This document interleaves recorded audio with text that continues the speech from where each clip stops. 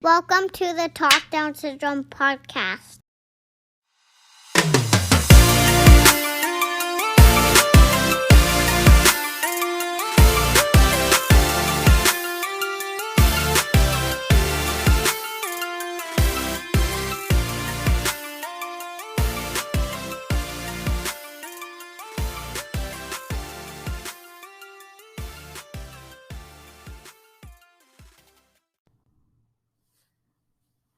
Hey, you guys, I am back and you are listening to the Talk Down Syndrome podcast. I am your host, Chantel Holm. We are recording another episode for you today. I have, now I honestly would call her a friend now because all my guests are my friends. Brandy, who is from Pittsburgh, Pennsylvania. I will say that I am recording this. I don't feel too well. So if you hear me cough or blow my nose, I'm sorry, but I made a commitment to make this episode today. So just know that I even have my throat spray with me. So if you hear a little spray, it's my throat spray. But we're gonna get to this, and thank you guys for joining us today. And thank you, Brandy, so much for coming on the show and taking your Sunday morning time to do this. I know you have the kids are busy right now and you got a little bit away from the family so you could come record this episode with me. Yeah, honestly, I really appreciate the opportunity to talk about this. I've been looking forward to this. And when you had sent me a message, you reached out to me on Facebook. And I wasn't even sure if I was going to respond. It was in the back of my mind. And then life just kept happening and I kind of forgot about it. And then I went my message request and I saw it and I'm like, oh, you know what, maybe I should. It was like after I'm making videos, advocacy videos on TikTok and I've really kind of come into this placement of understanding what it is and what it looks like. And yeah, no, I'm really glad that, because you know what, one thing I do, when I look for guests to be on the podcast, I just basically just I join a bunch of Facebook groups, as we all do when we're parents of children with Down syndrome. So I'm on like all these Down syndrome Facebook groups, following all the hashtags and stuff. So I like to reach out to, what draws my attention is mostly people who are brand new, because it's interesting to be able to reach out to those who just recently had a baby and not only let them know that this podcast is here and hey, there's a bunch of stories on here from other families and people that might inspire you, because a lot of women, or men too, are that come into the community are a little like, it's an unknown place, it's an unknown community, it's like joining a new village, so it's just nice to I get that. it's just so nice to reach out. And I there are times where I don't get the feedback back. I'll send a message and people are a little bit like, oh, I don't know, this is a little too much right now. But I'm glad that you came around and you wrote me and you're like, hey, remember me? So it's a beautiful way of to like connect with somebody. And I'm glad that you took the opportunity, because it really is very therapeutic. Like, just like for myself as well, talking on here and hearing your story is therapeutic for me, and then you letting other people know is very therapeutic in your world too. So thank you so much.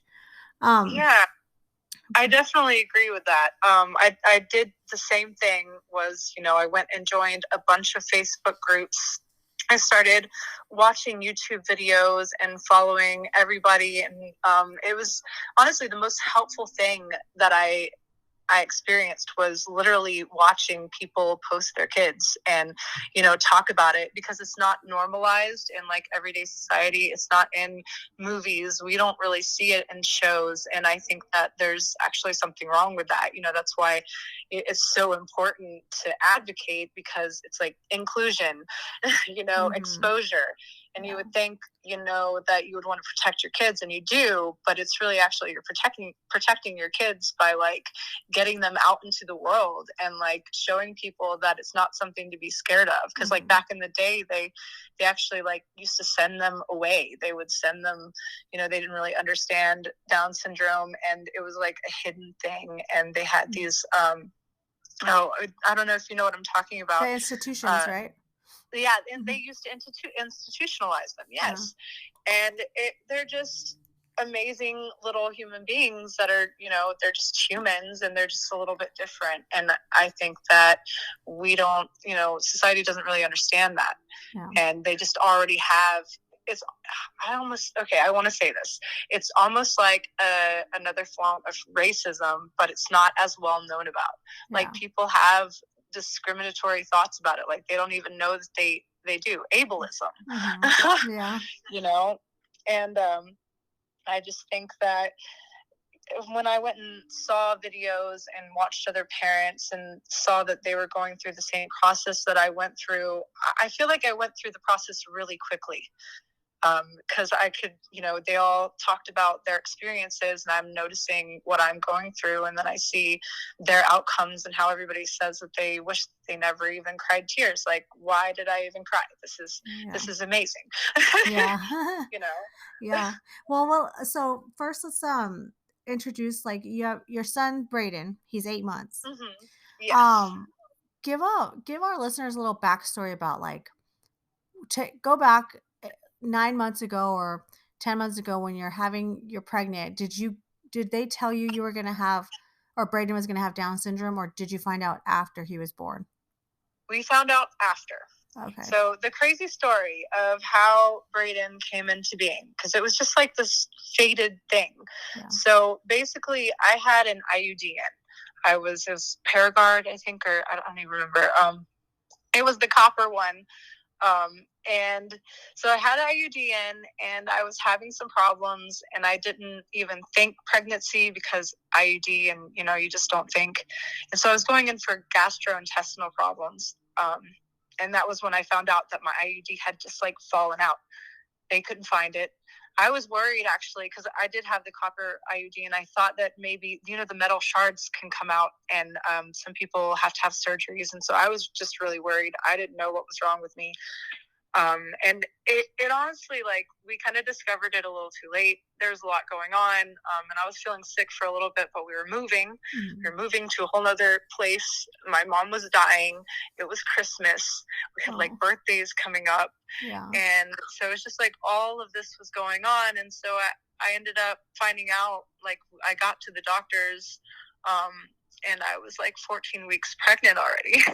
Oh my gosh. Yeah. Like, what? Yeah, right. And I'm knocked up. Like, oh okay. My God. Yeah. So we didn't really, at that point, we were just gonna have the baby. We did want a baby. It just, you know, we hadn't really fully talked about it.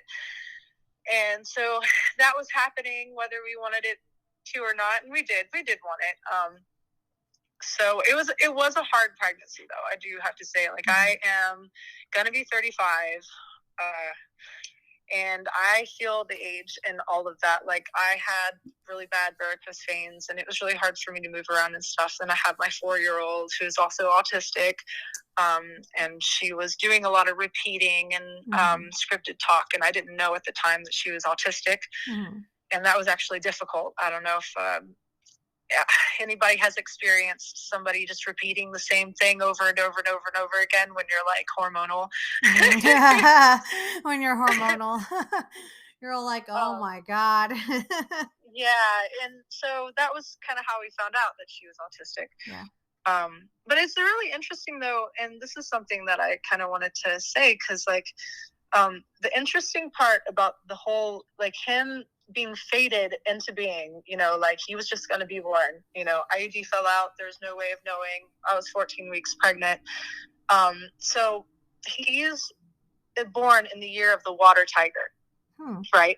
So, and my mom was dying, right? My mom died before she ever even knew I had another kid. Wow. And the interesting thing about this, though, is that she's a water tiger. In the Chinese astrology. So in Chinese astrology, he's a water tiger and she's a water tiger. And that only happens once every 60 years. Oh, wow. That's so cool. Right? That's so cool. I thought that was really cool. So in my head, like, I hear all the time when I think about it, that song by Live, lightning crashes and an old woman dies. And it just seems so fated. Like, all of those things are tied in together. And, like, it was just meant to happen. And, like, honestly, like, I really do feel like only good things have come from this. And perspectively, like for me, like I feel like it's made me a better person. It's had me kind of grasp concepts that I wouldn't have before. I can see a lot more of like, you know, people who might be a little prejudiced or ableist and not even know it, how it's systematically just ingrained. And then also how, like, you know, have had a son with Down syndrome and, like, you know, having a disabled child, a special needs child, and I see that, you know, it's just so beautiful and it's amazing and he's amazing and there's nothing to be like ashamed of. And I think that a lot of people would, like, you think about it and people's response is like, I'm sorry, but it's like, no, I'm proud of it. Like, I'm proud of him. It's just like this amazing turnover of perspective that it's just like, wow, this is awesome. And you're proud of the things that they outshine their diagnosis. They like, you know, in the face of this, they do all these things and it does not like discredit them at all. Yeah, I know, it's crazy. I feel like that, like I mean, myself have experienced the I'm sorry reaction, and also it's like when I was, you know, upset, like, oh my gosh, my kid's gonna have Down syndrome, I was like shocked. I even got the opposite response of, why are you like upset? It's gonna be okay. Like, this is your kid's alive and healthy, right? Like, you know. And so it's sometimes it teaches you things about yourself and changes, you know, yourself as well. And I know, like, I was looking at some of your videos on Brayden, like just before our call, and I was like, he's so chunky and cute. And I like you had some videos of like you're feeding him, and like it just brought me back to my daughter. Like when you're feeding a baby, they get all excited that food's coming and like, you know, tense up. And I was like, look at his chunky little legs. Like, I was just like so adorable, like so adorable. And you know what's funny is you guys had Brayden in a helmet, and I remember we had Shy in a helmet. Why, like, did he, because I've seen those helmets before. We had Cheyenne in a helmet because she used to hit her head. Like when she'd get angry, she would hit her head. So I didn't know if that's why those helmets were made, or is it because like to like not like your skull, right? Oh, sorry, go ahead. No, like, is it to like form like the skull or tighten the head or something? Okay. His head is flat. So it's an orthotic helmet. Okay. And so basically it like, and we're trying to work up to him wearing it for 23 hours a day. But for right now, we have to keep taking it off every few hours and leave it off. And we have to look for pressure spots and for also heat spots.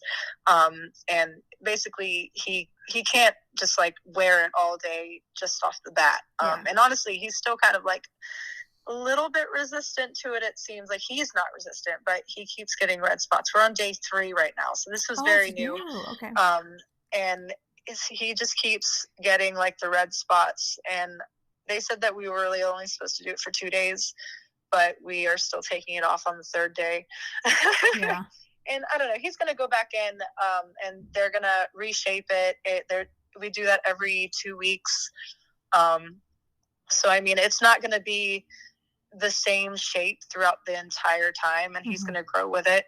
And it basically just like applies light pressure, and slowly as his skull is malleable, it'll, you know, sculpt it into something more round, because it's definitely like it's flat, and it's more flat on one side than it is on the other. And there's nothing wrong, like it doesn't harm him, but it's aesthetic, and I just want him to have as least bit of problems as possible. Oh yeah, when Cheyenne was born, she had like these little, I mean, some people call them strawberries, but they're like little like tags, skin tags on her face.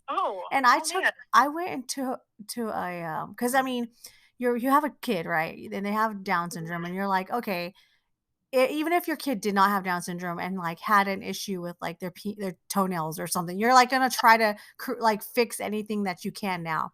So I remember seeing her, and I remember she had these skin tags on her face, and I was like, and so somebody told me like you could get those taken off, one of the nurses in NICU. And I went to like one of those like dermatologist place or whatever, and they just took them right off, where they cut them right off and didn't hurt her at all. Awesome. And I'm like, cool, you know. And I mean, I totally get it, but the helmet is so cute.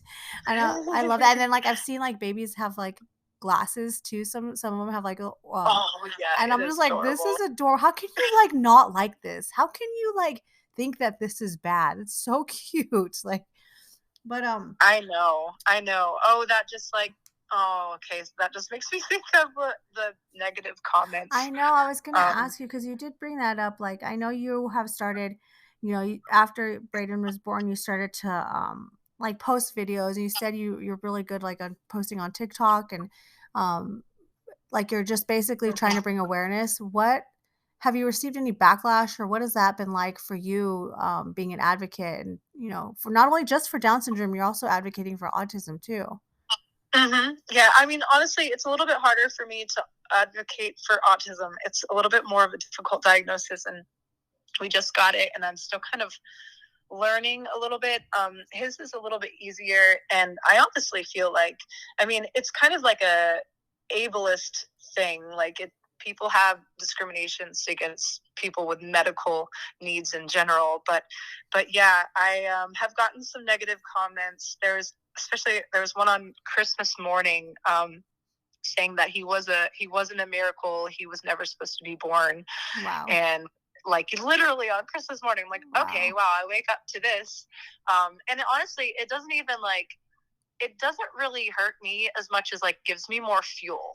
Yeah. I'm like, okay, you think he shouldn't be here? Well, I disagree. And I'm just going to blow this whole timeline up with videos, and it gives me ammunition. It makes me feel like I really am doing what I'm supposed to be doing.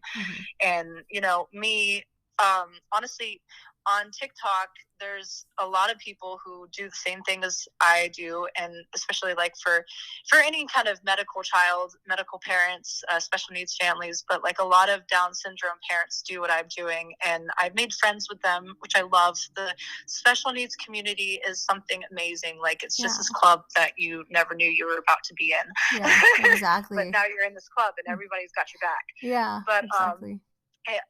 But other people get bad comments. And so what I kind of started doing, I was actually just doing it lightly. I'm like, oh, let me look at who they follow. And then I'm like, oh, wait, they're following like more special needs accounts. Like, there's more, like there's a bunch of them. They're like doing it to like try to just like attack this community, right? Yeah, it's ableism, and so like what I started doing now, I've started making videos tagging all the special needs families that the commenter follows. So, and the very first one, like I did one, and it was the first like idea, and I kind of like vaguely talked about it. I was like, we should do this. We should tag the people that they're following. Like, this is a way we can support each other. And then the second one was kind of a bigger video, and like I said, I'm just exposing a predator, is what I said.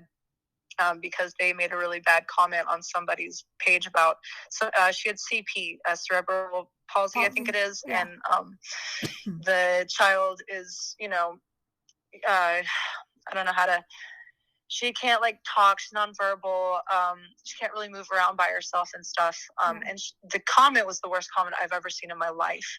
Wow. And TikTok almost didn't let me post the video. They said that my video was abusive, and I was like, I appealed it. They gave me the option to appeal it, and I was really upset because I'm like, I worked really hard on this. I went through, this person had 3,000 people they were following, and I went and clicked on all the pictures that looked like they were medical families, and I screenshotted them all, and I tagged everybody and made this elaborate video about it. Yeah. And they almost didn't let me have it. I appealed it, and they said it's abusive. They said, why am I appealing it? And it gave me the option to say, I think you should allow videos like mine.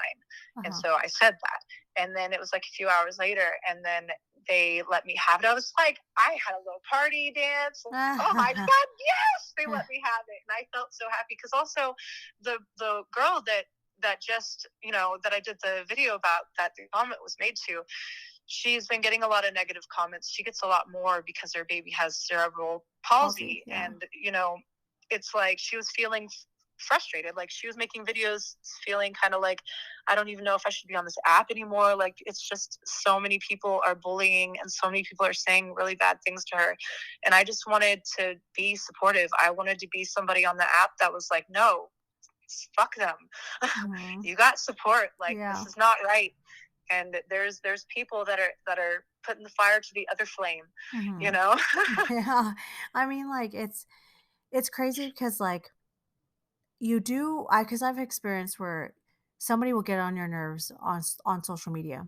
And especially somebody you don't even freaking know. Like you don't even know them. Mhm. They're just going on your page saying something shitty. And it does bug you because you're like, especially if it's something you're passionate about, right? Which Yeah. is your kid.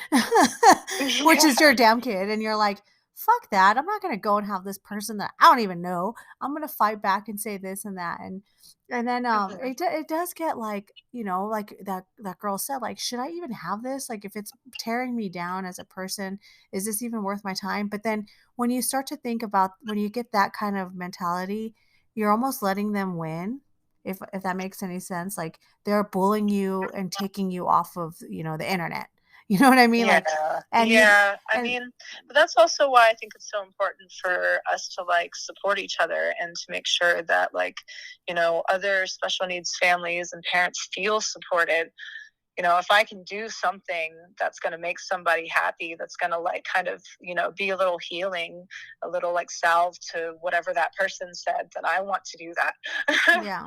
No, and it helps. I mean, I always with this whole podcast, I've always said like as long as one person can hear it and it helps them, then you've done your job. You're helping somebody else, and that's the ultimate goal is to be able to have that influence. Um, Yeah.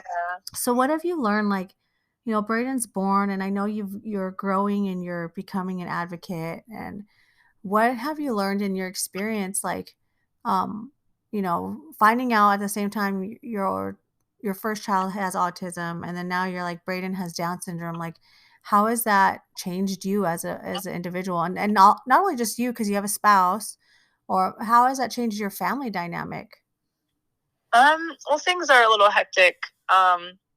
We definitely, we're still in the fight for survival. We got his SSI, and he needs to get a better job, and we're in the first year of life, so it's like I'm breastfeeding and I can't really contribute.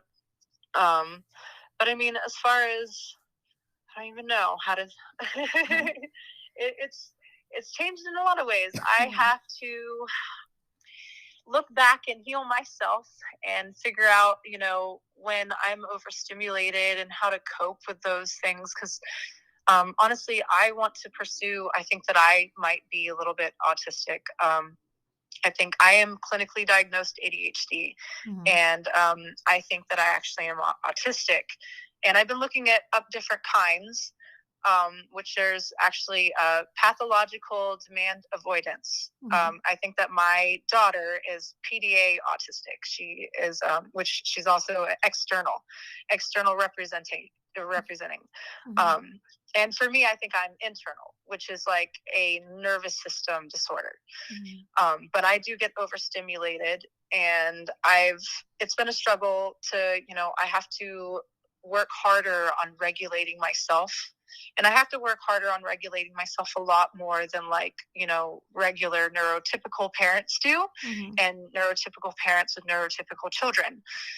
Um, it's, it's definitely been a lesson in patience for sure. Yeah. And also learning that I need to also prioritize myself. And I think that focusing on like support, like taking support, which is kind of hard sometimes. We've had to lean a lot on our family, and they have been really, really awesome. Um, Something that like I am kind of on a journey on right now, just in general, which is I think helps parenting, is me being able to call out and like recognize certain facets of myself and the things that I do, because like that's something that I've always struggled with, which is why I think I might be a little bit autistic, because it's hard for me to like communicate what's going on inside of me. Mhm. And it's taken a long time, and a lot of like, you know, there's this whole culture to like there's neurodivergent culture, and like people have coined terms. They're like now, out in the open, and people talk about them, and it's helped me because I can like look at what all these people are talking about, and I'm like, that's me. I do that, and then I can see it.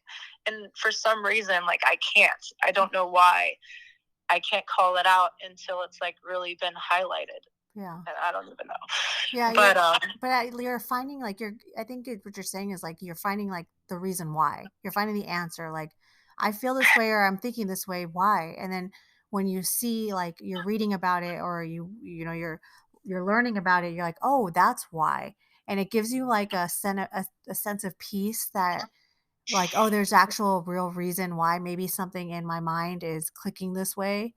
So you're like, that's the answer. It's not just like, it's just like it's kind of links as well as to learning about Down syndrome and learning about autism, is like, you see, like, for Down syndrome, why does this person have Down syndrome? Oh, because they're chromosomes, and this is how chromosomes broke apart. And this, if you look into deeper, on a microscope, you can see that this chromosome links to, social or behavioral issues, or this part links to, repetitive speech, or maybe low muscle tone. See, when you start finding out those facts and you start linking them to what you didn't know, and you're like finding the answer, it helps you realize, like, the overall picture. Okay, this is why. And you start to, understand more. I think that's what you're saying. Yeah, well, it's also that, like, becoming a mom and, like, moving more into this motherhood role. Yeah. I've noticed that, like, I'm juggling a lot more. I didn't have to juggle all those things. And, I'm struggling to maintain, and I think it's just me really noticing that I do have some form of disability, and I already knew I was ADHD, but, like, sometimes it seems like a little more. Yeah. So it really just calls it out. It calls it out a lot.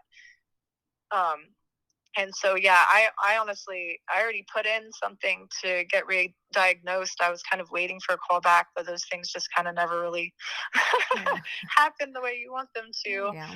I feel like I've been waiting forever.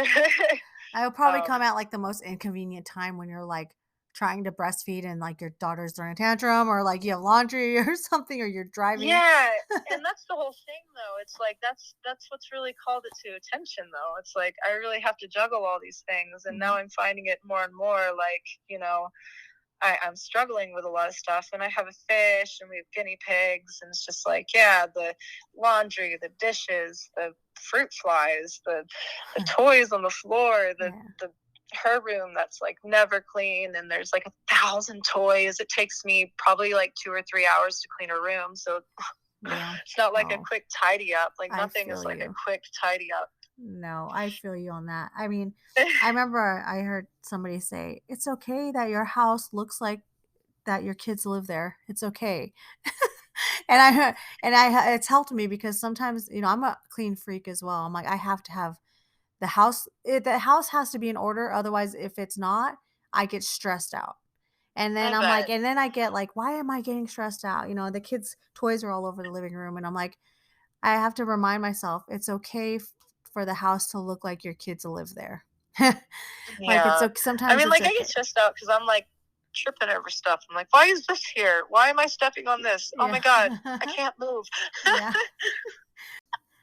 Being a brand new mom, well, not really a brand new mom, because you had your first child, but before you had Brayden, if you Google Down syndrome, you'll get a basic definition of low muscle tone, at risk for, heart complications, respiratory, and you're painted this not so great picture on Google. But if there are some cute pictures if you dive in a little deeper, but the overall first Google picture you Google. And then, so what is that, not now that you have a child, now that you have Brayden, how has Brayden changed or reshaped the definition of Down syndrome for you? Well, I definitely think that the most helpful thing were other families and their representation of it, not necessarily when I would Google search Down syndrome. It was just this very, like, I don't know how to, it was just this very, like, bland, like, there was no personable features, picture of this person. A lot of times they're ugly pictures. I mean, yeah, like you said, sometimes you have to dig deep for them. There are some good ones, but, like, initially when you look it up, it's like they just show, like, the worst representation of all the physical features, and it's just, like, problems. And I mean, and I get it, you're going on a Google search, it's like you go Google any medical diagnosis, and it's just like red flag. Yeah. Flag. I could have cancer. No. Yeah, they're gonna show you the worst of it, right? Yeah. But I mean, like, I think that having Brayden and seeing what this is like, it's not as big a deal as like you would think. I mean, I'm lucky in a lot of ways because like Brayden doesn't have any heart problems. He doesn't have like a lot of problems at all. He's just like a little bit behind as far as like he has hypotonia. And you know, in the very, very beginning, I did, you know, he was very quiet. Like he didn't really cry a lot for like night feedings, honestly. And I did see that a lot. I saw that from other parents. One person said that they had to set a timer for feedings. They would, you know, throughout the night, they would put on alarms. And for me, I didn't put on alarms. I didn't really know what was going on because, you know, I had experienced it with Xanthi. She would cry throughout the night, but he didn't. And he would just wrestle. Like he would move a whole bunch and like he was rooting. He's like looking, you know, and so I would just get up. I don't even know how. I'm like, oh, yep, it's time now. And it almost felt like, you know, I was just absolutely built for this. Like I was built to have him, and like my instincts and my body were fit to him. But yeah, it's honestly, you barely even notice it. Like I think that I go about the, you know, normal things that we have to do. It's a little bit extra. Like we have to do physical therapy and occupational therapy, but most of the time it's like, it's not even like I have a kid with a diagnosis. It's like he's just my kid. He plays footsie with me. He like reaches his arms out for me to pick him up. He cries at me. He looks for me. Yeah, he's like literally just the average baby, right? Yeah, he really is. Like he started doing the mimicking for food really early. Honestly, like the doctors were surprised. They were like, because he'll stare at me and he'll like chew and like lick his lips, and you know, it was kind of like before the milestone for that, and he's just very hungry baby. I think he's very food driven. But I mean, yeah, he's just really normal, and it doesn't really seem like anything extra at all. I'm, if anything, it's like I love him more. Not love him more than, you know, it's like in a different way. Yeah. I don't even know how to describe it. It's like he is special. He is special. Yeah, he is. Like the fact that he was like born is just really, really amazing. I honestly really love. Have you ever heard that? I don't know who. I think Holding Moonbeams, I think, is the page. There's this person. You posted it on St. Patrick's Day about the 4-leaf clovers. Yeah. It seems like that. It really does feel like I feel really lucky. Yeah, it's really crazy, the whole chromosome thing, right? Yeah, the genetics. It is. It's a very lucky thing. I totally can relate to you as far as like when our daughter was born at the 8 months. At that age, she was just your average baby. I was like, what is everybody talking about? You know, yeah, she had a little bit, like you said, but I feel like I guess I know he's 8 months, and I feel like when he's 2 or 3, yeah, like me being my daughter being 4, being in this game for 4 months or 4 years, I realized that as an infant, she was your average infant, and it wasn't until her toddler stages, like right now, we're seeing like, okay, the Down syndrome characteristics come out in a sense, saying like, you know, she is a little bit behind in speech and her behavior. We have behavioral issues, so every child's going to be different. But I do remember feeling like, oh, this is just your average baby. But I think that whatever challenges or even triumphs that go on in your life, everything is like such a learning lesson. I mean, it's a continuous thing. Motherhood is a continuous learning lesson for, you know, diagnosis or no diagnosis.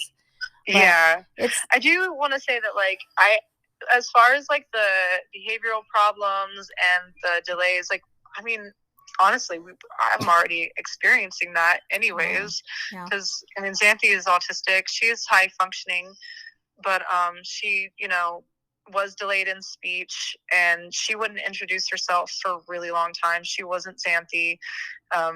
You know, introductions took a really long time. What would she do? And I mean, she's social, but there's just certain aspects, and you can't tell her to do anything. Like you play a game with her, it's her led. She leads the game, and if you try to engage in any other way, she has a meltdown.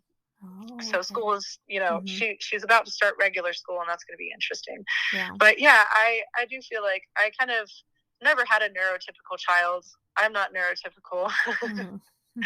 So I am like experiencing that in a way, and I do know that like it's going to get different. Like things are going to change. He's a baby now, and this is the very beginning of this journey, and it is a journey. You know.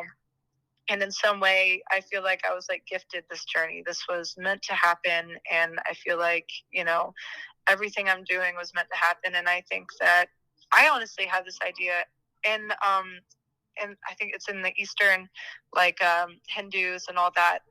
They believe that people with disabilities are like a gift from God and are blessed. They're like gurus. And you're supposed to like half worship them. And in some way I could understand, like I think that because people that, you know, people who are special needs, it's like you have to adjust your perspective. And a lot of people, they want to make life the way that they want it to be. You want this person to be born the way you want them to be born. And that's what needs to change. That's not the way it is. Like life is, you know, it is of itself. It's unpredictable. This creation that just just happens, and like you have no control over that. Exactly. It's independent of you, and it also is connected to you. And that that ebb and flow of like, you know, letting go, I think is a lesson in itself that a lot of people need to learn. I think it's a really important lesson, and I think that's a really good point of like why anybody with a disability is valuable and worthy. That in itself is a really big deal. That's really crazy, like you say that, because I mean, as humans, and even I remember like feeling like you're gonna be a mom, you're like you're gonna name this baby this, and you're already like, my baby's going to be so book smart, and they're gonna end up, you already have it planned, right? This baby's gonna be this way, and I'm gonna raise them this way. About me before. And we as humans feel like we have to remember, it's like we almost have to humble ourselves. We are on this earth, and at any moment we could get in our car and we could just get in a bad car accident and God forbid die, right? Our life is so unpredictable and precious that we feel like we always have to have control over, you know, everything. And so when you have a child that has special needs, it like humbles you in a way where you're like, oh, wait a minute, there's something greater out there than me. And I was given this child to remember that life is unpredictable. I am not in control. That this child, in their eyes, life isn't about like making sure that they look beautiful or that they are the smartest person in class. They could just be the most like amazing human being and maybe not know how to count up to 100. You know what I mean? Like it doesn't, things that are not important, it's not important. What's more important is you have a life here, and you have a valuable life. And how are you going to live every day? You know, you're going to try to make your day with your child that has special needs, make their day happy, make them healthy, make them laugh, enjoy those moments. They might not be able to, you know, hang with the smarter kids, or might not be able to run fast or even run at all. But the whole importance of it is like, what is life? What is life? Is it really that, you know? Is it really what we think it is? What we like want to mold it into? Because it's definitely something independent from like our perspective. I mean, our brains tell us stories about the world around us, and we are very, you know, personally led to think that we are the center. And, you know, there's also something that I wanted to say that it just keeps going through my mind, which is like, you know, how people, you know, especially in the negative comments, like people don't want to accept a child. They wouldn't accept a child like that. Yeah. That's like one of them.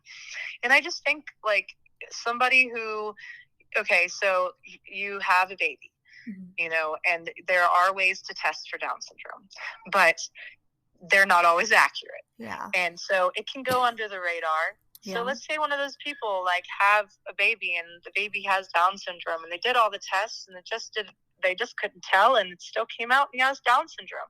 Well, that baby grows up and wants to love who they are. They want to love themselves and they don't want anybody to want them to be different. Yeah. You're going to tell that baby that they should still be different?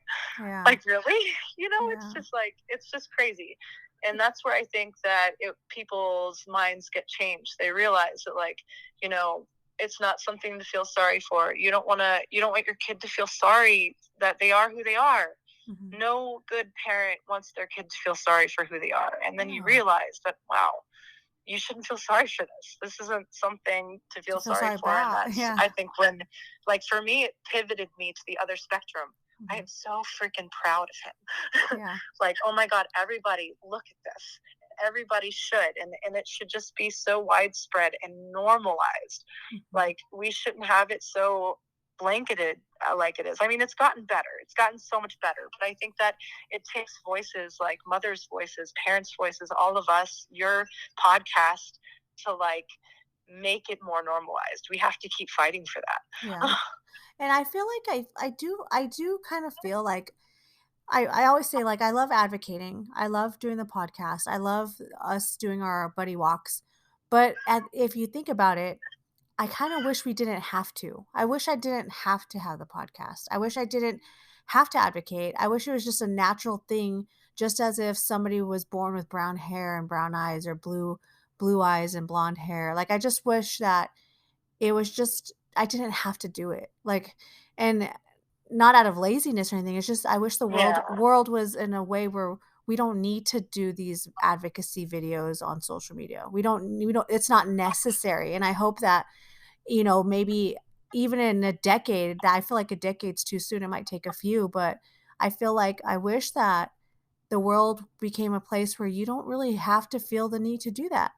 Where you don't need to. Yeah. As much as I love our community and our circle of, you know, women that have special needs children, we all have to feel like we all do have to do the videos. We have to go out there, and it sucks. It's empowering, but it also sucks. You know, like, why do we have to do this? This sucks. We shouldn't have to do this.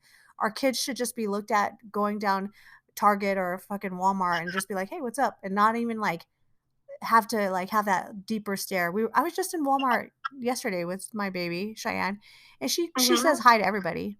Hi, what's your name? Yeah. What's your talent? She asks people, what's your talent? What's your name? Where's your dad? She asks all these questions. I'm like, I love that. That's awesome. I'm sorry. I'm like, and some of them will straight up some people will answer her like, oh, well, I like, you know, my dad's name is Jack. You know, they'll like straight up tell her personal shit. And I'm like, you don't have to. And they're like, no, it's okay. And then some people will snub her off. You know what I mean? I'm just like, so it's just like, I always wonder, like, okay, if this was my other daughter, you know, would they be like, oh, how cute? Or, you know, sometimes I wonder, what are they thinking? Like, oh, she has special needs. Like, oh, you know, they kind of like snub her off. And I'm like, man, this sucks. You know, I wish you're losing the opportunity. I don't want a world like that. And we all are fighting for hoping that our kids don't live in a world like that. Our kids, but it may be their kids or their grandchildren. I think that it will get better though. Yeah, I do. I think because, like, you know, back in the day, they didn't used to actually have kids with Down syndrome in regular classes, and now they do. Yeah. You know, and so that's a step. They're little steps, and they're happening. Yeah, they're happening for sure. I think I have a friend who lives out here. She changed a law over in like, I want to say it's like West Covina, California or something. Some law in her city. I don't know how the hell she did it. She's supposed to be on a guest speaker soon, but I want to ask her, how did you do that? Because how do you like go and change a law? But she's just your average. She goes to our association, average woman, and she did something right. And I'm like, how can we? And I see it. I've seen other mothers. And if you look on one of my episodes, there's this Mika Hartman.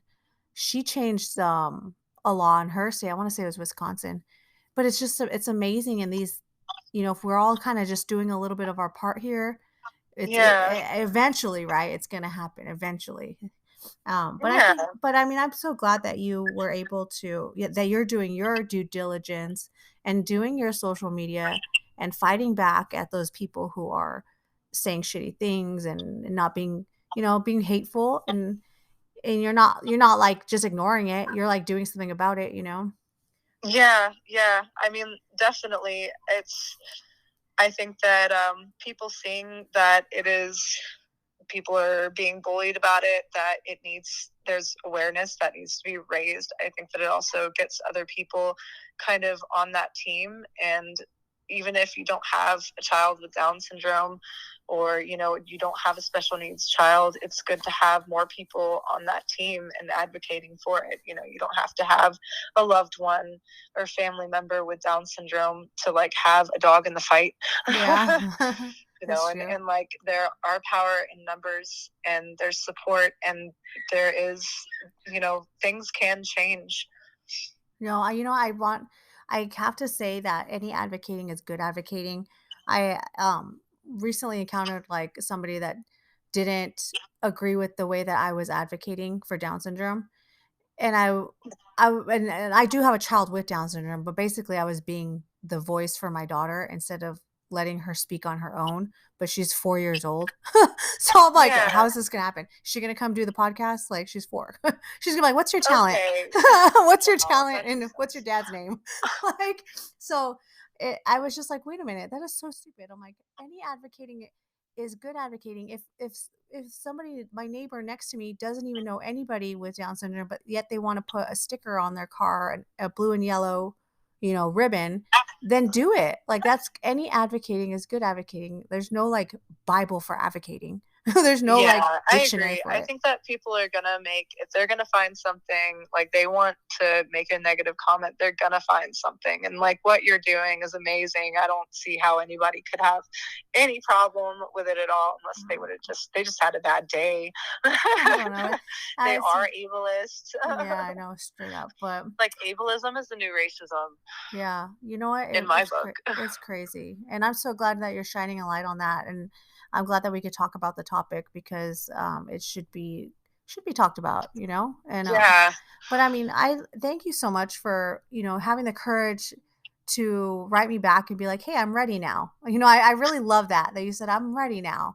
And I was like, cool, like, let's do it. I've been waiting, like, and that's you say you didn't realize you were waiting. I was like, oh yeah, wait a minute. I'm like, yeah, okay, well, I'm still doing it. So thank you so much. And, I would love to bring you back on in the future, maybe when Braden gets a little older. I don't see myself not doing this. I do it on, on my spare time, like on a Sunday right now. And I love it. So I probably will be doing this in a few more years. So I would love to have you come back, and maybe Braden will be able to like speak a little bit more, and he could even say a few things or talk. I could ask him some questions myself. So I would love to see that happen. That would be awesome. Yeah, that would be so that would cool. Be so awesome. I would love that. We'll for sure keep in touch. And I hope you are still doing it. I do. I think even if it's not like for advocacy, even if it's for like other mothers who just need some fellowship and some relativity in like the very beginning of the journey, I think that it is good for a lot of things. I think that what you're doing is amazing. Thank you. I appreciate that. But and you too. You're like the super woman of TikTok. You're like, I'm gonna go over there. There's a lot of them. There are a few. Gosh, I don't even go on TikTok that much. I'm like, I barely am on that, and I'm like, I'm like worried. I don't, because I would be that mom to tell somebody off. Like, you know what? But, I mean, you can literally respond to people's comments with a video, and that's what we're doing. That's what I do. That's what a lot of people do. Okay. Well, and you can also, this is a really cool thing that I saw. You can tell when somebody has made a negative comment to somebody else, because if somebody is here's how to check if a troll has commented on your thing. You basically look up their name, like in TikTok, you go look up their name, and people make videos tagging that comment, and so it just like flags them for a troll. And that way, because I do try to make sure that somebody's not unintentionally just being like ignorant and they don't really realize, because sometimes people are just unintentional and they're not really trying to be a troll and they're just insensitive. So I do checks before I fully like make that trigger decision that, okay, this person is being, but yeah, so you can basically make sure that you do a search. Sorry. Yeah, I didn't know that. I could those like I had a brain fart. It's okay. No, like you could do a search and actually see what other people have said about them. That's good. Like other people's videos, like they made a negative comment on somebody's page and somebody just calls them out and like it's there forever. Like, that's so weird is because like you would think like TikTok would see that and be like, oh, like before you, and be like, oh, this person's account is now deleted, and now they're over here. You have to appeal your video, and you're like, wait a minute, I'm not the bad guy here. Like, they let me have it. It's an algorithm. Like, I know what it is. I knew what happened. I just was really frustrated because I wasn't sure if they were going to let me have it back. Yeah. Because they flagged it because I put, bullying awareness, troll, blah, blah, blah, a bunch of negative words. It's a bunch of negative words. Yeah. And so their algorithm, which is a computer, like flagged it for abuse. And so you appeal it. And then I think a person looks at it. And they like, yeah, you can have that. Okay, and so they did the good thing. I was like, thank you, TikTok. Yes, thank you. You guys were the good guys there. Yeah, good. And I'm like worried. I don't want to lose TikTok. Yeah, their account's all gone. You're all crap. All that work I put in, going through 3,000 like people. That's wild. But hey. Yeah, and you can't do that on YouTube. You can't respond to people's comments. You can't, not that I know of anyways, like you can't call out trolls. Yeah. So, I know. I mean, that's like a big deal to be able to do that. Well, that's good. I'm glad that happened. I don't even know if TikTok's going to be banned. So supposedly it's supposed to be getting banned. Yeah, I don't know. Like my husband was like, they don't even know how to pronounce TikTok. Like they're calling it Tic Tac. Like Tic Tac. That's funny. That's something like my grandma would call it. Like Tic Tac. What is this Tic Tac? What is this twatter? But anyway, I'm going to end our episode, and I just want to tell you again that your son is beautiful and your daughter is beautiful, and I just really love that what you're doing, and I think that you are fierce as fuck, and I love that, and I'm so glad that you are on here, and I love being able to talk to you and see like that you're finding stuff about yourself, and you're going through your journey, and you're finding more about you and your kids, and it's just really cool. It's really cool, and I love that whole thing that you talked about children with special needs being like gods, and we should worship them, and I like that because I'm like, you know what, that is true, and when we so I think that I just want to tell you thank you for being on the episode and reaching out to me again, and I really am glad that we had this opportunity to talk about your journey. Yeah, me too. Yeah, so you're welcome back anytime. Yeah, come back anytime. And I'm going to tag Brandy, is that okay tag your Instagram? So if anybody wants to follow you or see your videos, I could tag your TikTok too, I think. Yes, definitely. Okay. Definitely do. Well, actually, you won. I did a contest on Instagram, and I swear to God, it was not rigged, because I was like, what the hell? Because I just talked to Brandy, and then I was like, well, if you want to find me on Instagram, I'm doing like a giveaway, and then like literally I do the spin wheel online, so it's super fair. And I was like, oh my God, it was almost not going to be you. And then you won the contest. Yeah, I'm like, that honestly, it felt faded. It felt faded. I honestly, so many things about like on the road of Braden has felt so faded. Like this is just, it's a bus. It's rolling forward. It's on a road, on a track already going, and it has a place to go. Yeah, that's just so cool. And you're like, and I ain't even driving it. Yeah, no, I'm not driving this. Yeah, so it was cool. So yeah, I already did post a few videos on Instagram, but I'll tag you anyway to people who are just brand new or looking at the episode and are listening. We'll have you on there so you guys can follow Brandy. And thank you so much. And I'll let you get back to your family, and I will talk to you soon, Brandy. You too, and I hope you feel better, by the way. Oh yeah, I'm gonna go take some medicine and go take a nap. Thank you. Thank you, and we'll chat and give Brayden a hug for us over here in California. Definitely. All right, bye. Bye. Well, that was such a nice episode. Okay, so I don't have any business to talk about. I already told you guys on the last episode, the Talk Down Syndrome podcast will be at the Dear Mom Conference in Laguna Beach, April 10th, I believe. So look for me there. It's going to be me and my husband. And you know that girl that's on, when you listen to these episodes, she goes, "Welcome to the Talk Down Syndrome podcast." That's my daughter, Jade. So she's going to be there. I think I was not going to take her, but I was like, you know what? She's a part of the podcast. She's the dang girl in the beginning and in the end.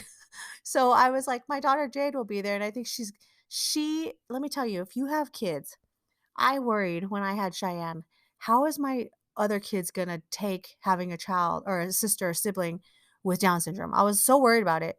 This girl has embraced it so much. Like, she shares it in school.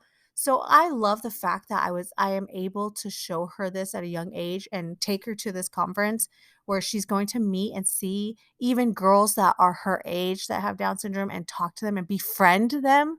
That is so cool to me. Like, so I'm going to have Jade with us at the conference. So look for the booth. If you're in Southern California and you're going, look for us at the booth. Say hi. I hope I could see people that I've had on some of these episodes. Like, I want to meet people in real life and not just over the phone. So come say hi. We're going to be there. And I guess until next time, you guys, keep advocating, keep talking about Down syndrome, keep supporting the blue and yellow colors. And actually, World Down Syndrome Day was just last week. So happy late World Down Syndrome Day. And we'll talk soon, you guys. All right, bye. Thank you for listening to the Talk Down Syndrome podcast.